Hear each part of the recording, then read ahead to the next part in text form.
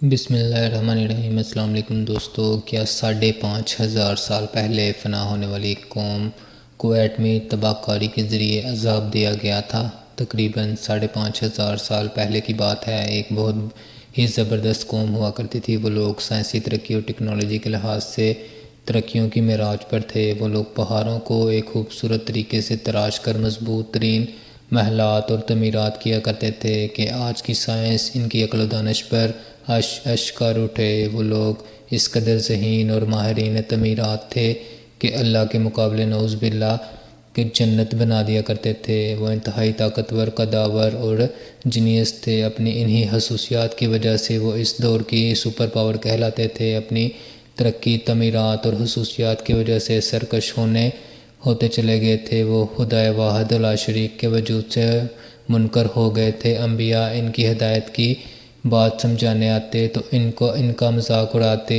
اور انہیں اذیتیں پہنچاتے تھے۔ اپنی بستیوں سے تشدد کر کے نکال دیا کرتے تھے۔ وہ خطہ بہت سرسبز اور شاداب تھا، لیکن جب ان پر عذاب نازل کرنے کا فیصلہ کر لیا گیا تو ان کے ہاں بارشیں روک دی گئیں، لیکن وہ پھر بھی باز نہ آئے۔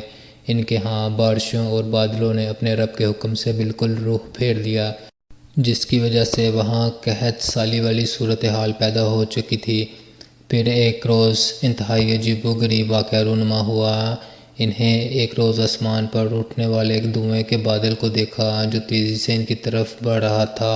اس بادل کو دیکھ کر وہ بہت خوش ہوئے اور سمجھے کہ ان کی قحط سالی ختم ہو گئی ہے۔ یہ بادل خوب برسے گا اور ایک بار پھر ان کے ہاں ہر طرف ہریالی اور سبزے کا دور شروع ہو جائے گا۔ لیکن یہ بادل قہر برسانے والا تھا۔ یہ وہ بادل تھا، بلکہ اس بادل نے سوائے ان کے مضبوط مکانات، محلات کے کچھ بھی نہیں چھوڑا تھا۔ قرآن پاک میں اس واقعہ کا ذکر کچھ اس طرح ملتا ہے: پھر جب انہوں نے اسے دیکھا کہ وہ ایک ابر ہے جو ان کے میدانوں کی طرف بڑھتا چلا آ رہا ہے، کہنے لگے کہ یہ تو ابر ہے جو ہم پر برسے گا، نہیں بلکہ یہ وہی ہے جسے تم جلدی چاہتے تھے، یعنی آندھی جس میں دردناک عذاب ہے۔ وہ اپنے رب کے حکم سے ہر ایک چیز کو برباد کر دے گی۔ پس وہ صبح کو ایسے ہوں گے کہ سوائے ان کے گھروں کے کچھ نظر نہ آتا تھا۔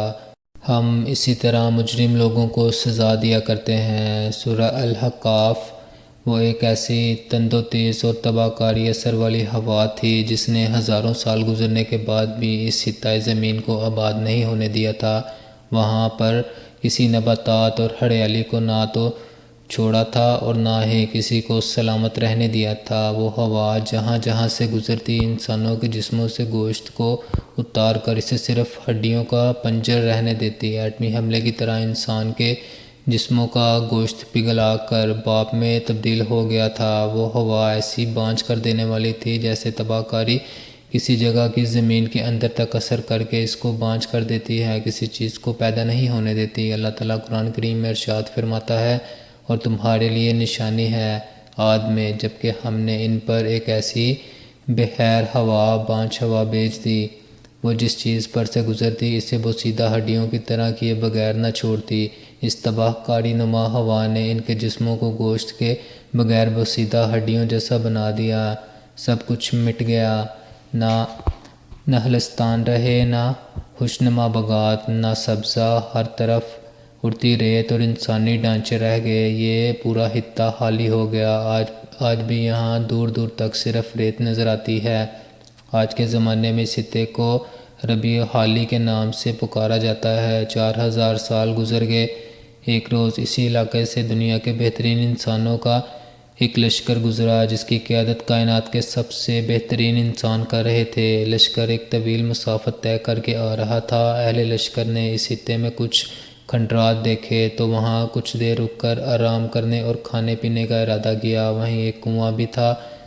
اہل لشکر نے کنویں سے پانی لیا، وہاں کچھ خشک لکڑیاں اکٹھی کی اور ان کو جلا کر روٹی اور سالن تیار کرنے لگے۔ جب دو جہاں کے سردار صلی اللہ علیہ وسلم اور لشکر کے قائد کو اس بارے میں معلوم ہوا تو آپ صلی اللہ علیہ وسلم نے اپنے ساتھیوں کو حکم دیا کہ کنویں سے نکالا ہوا پانی، پکائی ہوئی روٹیاں اور تیار شدہ سالن کو ضائع کر دو اور اس میں سے کچھ بھی نہ کھاؤ اور نہ ہی پیو۔ جتنی جلدی ہو سکے یہاں سے آگے نکل جاؤ، ورنہ تم سب پر بھی بلا آ سکتی ہے۔ یہاں پر ایک قوم کو عذاب دیا گیا تھا، یہاں کی کسی چیز کو مت استعمال کرنا۔ یہ کھانا جو ایک بڑے لشکر کے لیے تیار کیا گیا تھا بہت بڑی مقدار میں تھا، لیکن آپ صلی اللہ علیہ وسلم کے حکم پر سارے کا سارا ضائع کر دیا گیا۔ یہ آپ صلی اللہ علیہ وسلم کا علم جو اللہ نے عطا کیا تھا کہ آپ صلی اللہ علیہ وسلم نے اس جگہ پر نہ نظر آنے والی وبا یا بلا کا پتہ لگا لیا تھا جو انسانوں کے لیے مہک تھی۔ قرآن کریم میں اس ہوا کے لیے لفظ